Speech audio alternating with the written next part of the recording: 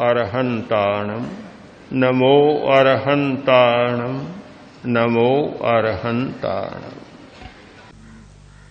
आज भोजन के बारे में इतने नई खोजें और इतने नए तथ्य हमारे सामने हैं कि उन्हें पर हमें बहुत गहराई से ध्यान देना चाहिए। गैस की बीमारी है, दाल खाता है।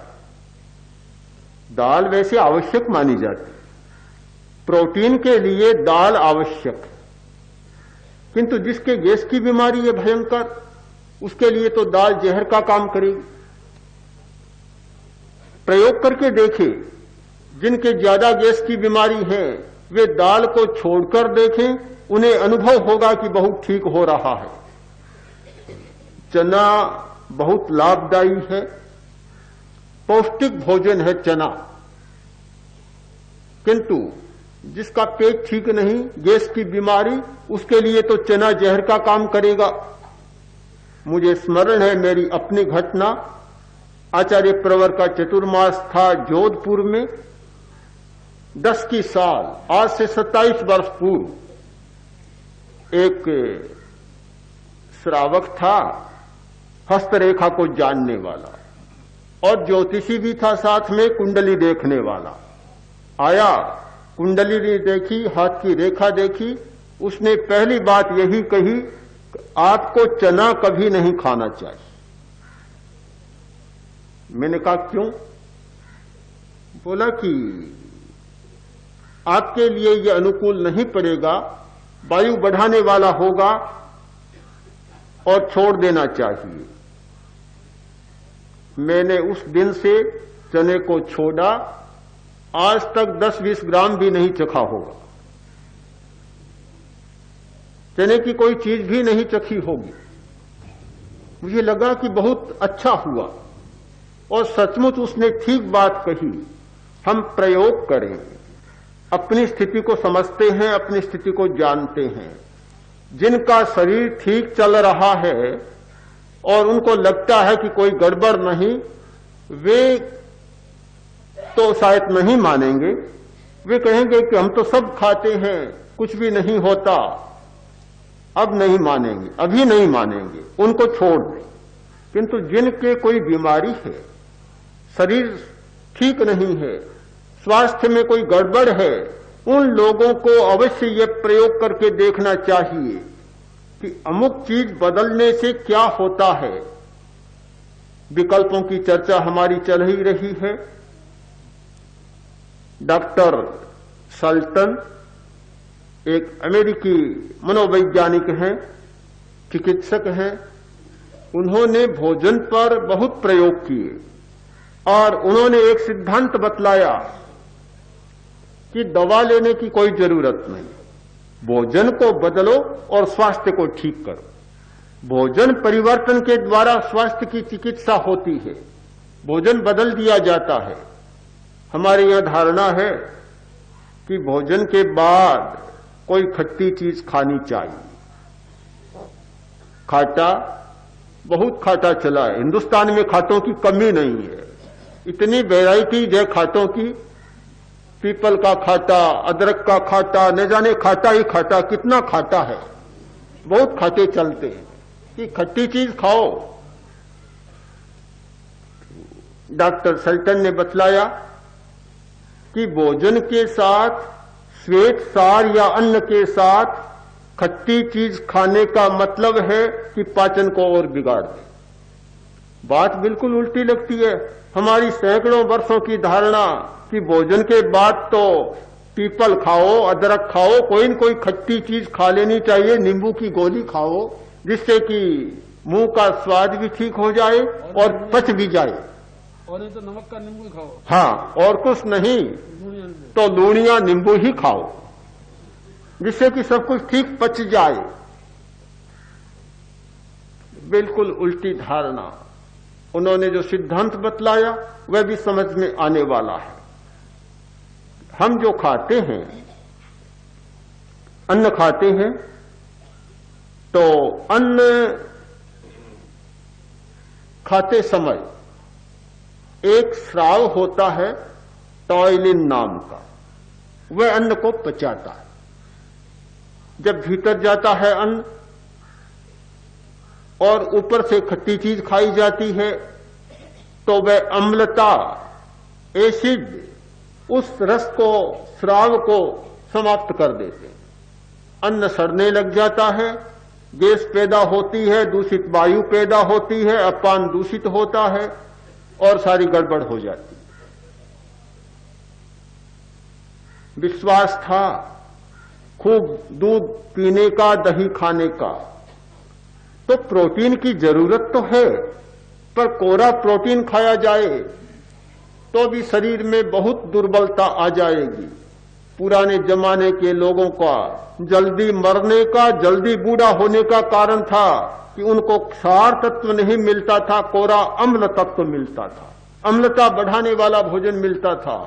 बहुत पौष्टिक भोजन था किंतु काम नहीं देता। संरक्षक भोजन वह नहीं होता।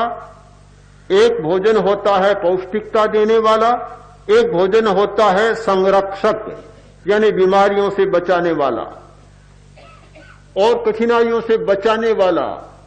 उसमें बचाने की क्षमता नहीं थी, केवल पौष्टिकता देने की क्षमता थी। दोनों का संतुलन होना चाहिए, अम्लता का और क्षार का। क्षार ज्यादा जरूरी है, अम्लता कम जरूरी है। हमारा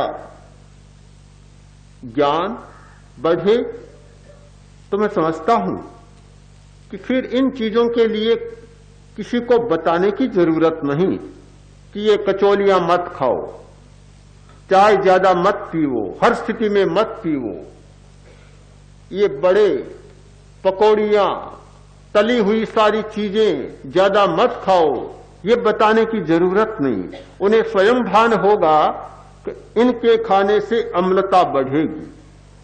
अच्छा है कोई न खाए, पर कोई न रह सके तो कम से कम मात्रा का तो विवेक जरूर हो जाए। मात्रा का हमारे यहां पद्धति यह है कि भोज है, मिठाई मिल गई तो बस और कुछ नहीं खाना है, कतली मिल गई तो कोरी कतली ही खानी और फिर बघारेंगे।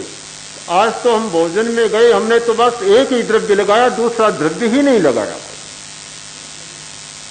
ऐसा लगता है कि मानो कोई महान युद्ध जीत कर आया, बहुत बड़ी बात हो जाती है। पर यह पता तो होना चाहिए कि जीव को तो स्वाद मिला, पर आखिर पचाना तो जीव को नहीं है। पचाने का काम तो है रसों का, पाचक रसों का। पाचक रस तो बेचारे जितने स्रवित होते हैं उतने ही स्रवित होते हैं, ज्यादा तो नहीं आते। उन्हें क्या पता, पाचक रसों को तो पता नहीं, वे तो मात्रा में थोड़े ही होते हैं, ज्यादा नहीं होते। मालिक ने कहा नौकर से, तुम तो बड़े गधे। नौकर बोला, मालिक बड़े तो आप हो सकते हैं, मैं तो छोटा हूं। हाँ, बड़े गधे तो आप ही हो सकते हैं, मैं तो छोटा हूं, बड़ा मैं कैसे हो सकता हूं। तो रस तो छोटे ही हैं, बड़े गधे तो वे नहीं हो सकते।